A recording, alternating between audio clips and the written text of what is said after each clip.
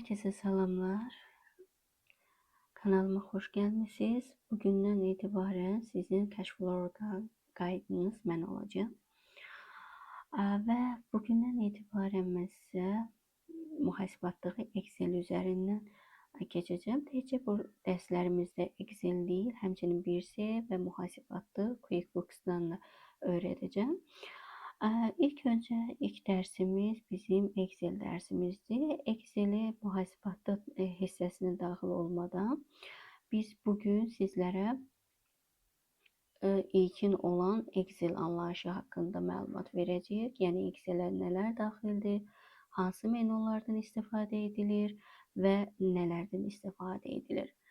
Gəlin vaxt itirmədən keçək. Biz gördüyümüz kimi bizim burada hazır T hesablarımız var və bu bildiyimiz kimi mühasibatda keçirilir və biz bunların hər birinin fond verilməsi üçün Excel-dən istifadə edirik. Təkcə cədvəl qurulması deyil, həmçinin də biz əmək haqqının hesablanması, cədvəllərin qurulması, dövriyyə cədvəli və s. kimi Excel-dən istifadə olunur. Nə üçün Excel-dən istifadə olunur? Çünki Excel-də hazır formalar var ki, düsturlar var ki, onlar sadə şəkildə ən mürəkkəb məsələni belə rahat şəkildə hesablayır. Ona görə də biz özümüz qələmlə hesablamaq əvəzinə Excel-lə rahat şəkildə hesablayırıq. Bir sözlə bizim görəcəyimiz işi Excel bizə görəcək. Bunun üçün isə biz Excel-i yaxşı bilməliyik, əlbəttə ki. Excel-in ilkin olaraq biz bilirik ki, Excel özü xanalardan, sütun və sətirdən ibarətdir. Sütun dediyimiz hərf olan hissələrdir. Bax, burada gördüyümüz bütün hərflər üzü aşağı doğru gedirsə, o sütundur. Yox, əgər burada gördüyümüz rəqəmlər üzü soldan sağa doğru gedirsə, sətirlərdir. Həmin o sətirlərdə bizə misal üçün müəyyən cədvəl qurulmasında, cədvəlin və yaxud da hissəsinin rənglənməsi və s. kimisində istifadə olunacaq.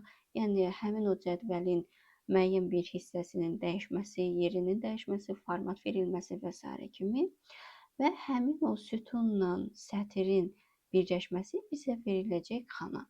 Və bu xanaları da biz birləşdirəcəyik. Bu formada biz cədvəl almış olacağıq.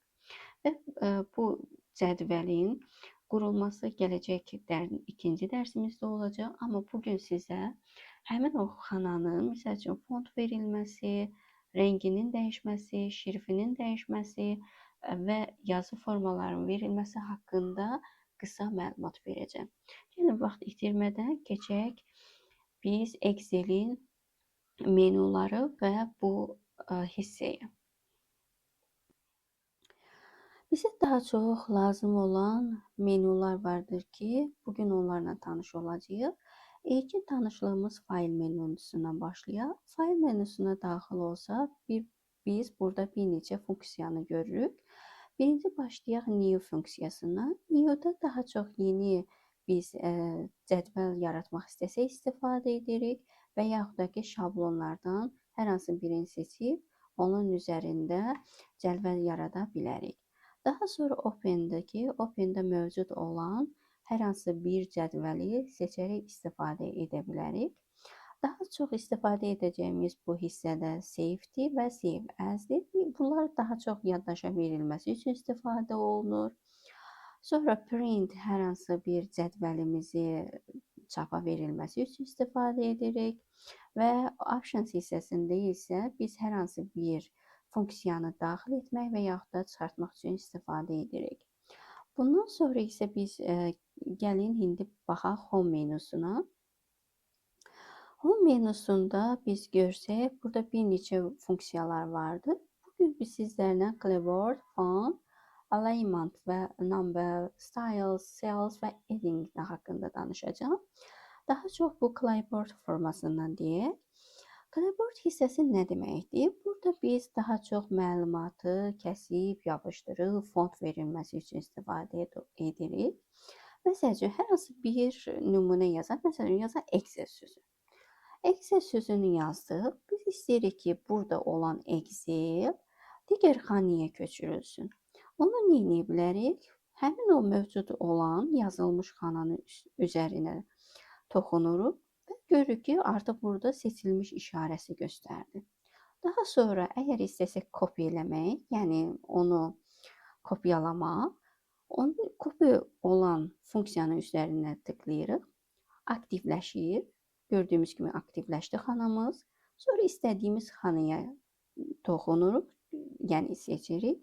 Daha sonra paste toxunmaqla həmin məlumatı istədiyimiz xanaya köçürürük. Bundan sonra əgər istəsək biz bu məlumatı, mövcud olan məlumatı A sütunundan başqa bir, məsəl üçün Y sütununa köçürdək, yəni kəsək ora qoyaq. O zaman burada kat sözü yazılanın üzərinə toxunuruq və Y olan xanaya üzərinə daxil olaraq orada bir xana seçirik. Daha sonra isə yenidən paste toxunmaqla gördüyümüz kimi A-da olan məlumat bütünlüyünə köçdü Y-yə. Deməli, katın copy-dən fərqli olaraq bütün məlumatı yerindən kəsərək götürür. Yəni yerdə heç bir məlumat qalmır. Amma copy-də məlumatı qalır, onu elə bir kopyalayır. Daha sonra isə gəlir, məsəl üçün burada font hissəsi var ki, font hissəsində də biz elə bir dizayn veririk yazımıza. Həm yazımıza, həm də xanamıza. Məsəl üçün burada Excel sözünü seçək. Daha sonra burada görürük ki, məsəl üçün istəsək onun fontunu dəyişə bilərik. Dəyişib Arial qoyaq.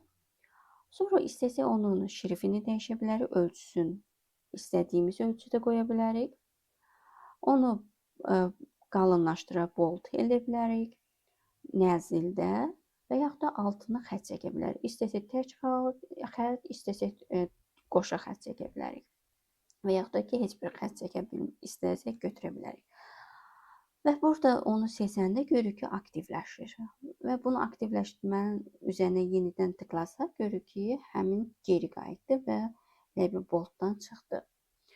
Yazımızın biz elə bir rəngini dəyişə bilərik. Biz seçək bunu mavi rəng və bu formada dəyişdik.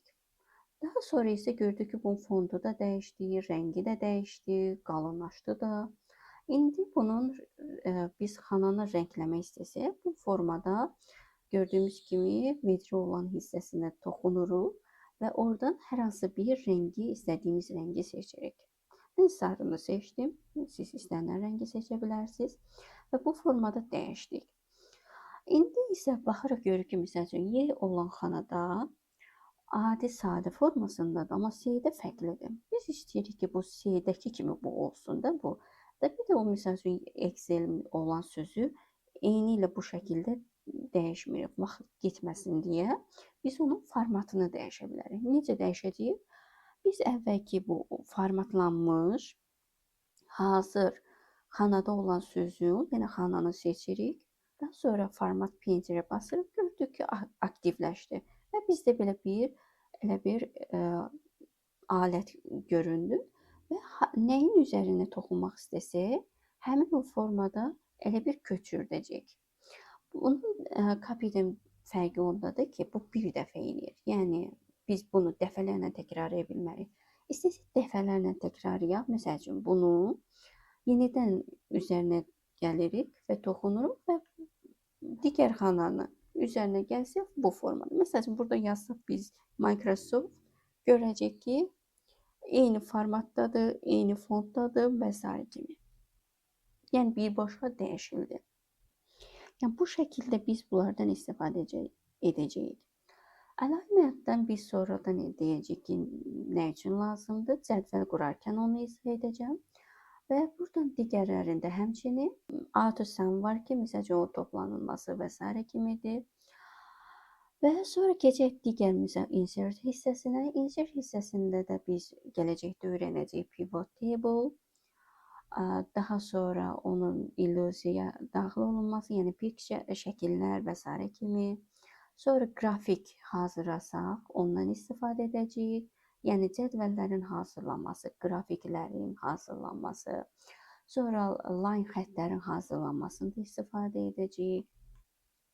Və ən çox istifadə edəcəyimiz hissə date hissəsidir ki, burada da məsəl üçün sort hissəsini deyəcəm, izah edəcəm, filter, refresh oldu Bunları bu formada ən çox nəyə lazımdırsa, məsəl üçün tekstü kalındır, flash filldir və s. kimi. Hə, bir sözlə biz bunların ən çox istifadə edəcəyimiz Excel-də bu hissələrdir və gələcəkdə bunların hər birini ayrı-ayrılıqda izah verəcəm. Çünki bunların hər biri ayrı-ayrılıqda bir mövzudur, geniş bir mövzudur. Və məsəl üçün burada bir çox onların funksiyası, menyuları vardır ki, məsəl üçün page layoutdur ki, burada artıq biz buna dizayn veririk. Məsəl üçün istəsək tema seçə bilərik bu formasında. Və yəni bu formanı seçsək, bu artıq bizim elə bir dizaynımız bu formada olacaq. Qrafikimiz bu formada olacaq. Hər hansı misal üçün cədvəlin ölçüsünü dəyişə bilərik. İstəsək onu balaca formada, istəsək normal forması da seçə bilərik. Yəni ölçüsünü dəyişmək üçün page layout o elə bir səhifənin ölçüləri üçündür. Ona şəkil, arxa fona şəkil verilməsi üçün və s. kimi. Formulası isə biz daha çox gələcəkdə if düsturdan keçəndə istifadə edəcəyik. Hər hansı bir düsturlarda daha çox bu hissədən istifadə edəcəyik. Və review-dakı bu daha çox baxış edilməsi üçündür. Məsələn, səhifimizin yoxlanılması üçündür. Hər hansı bir baxış verilməsi üçündür.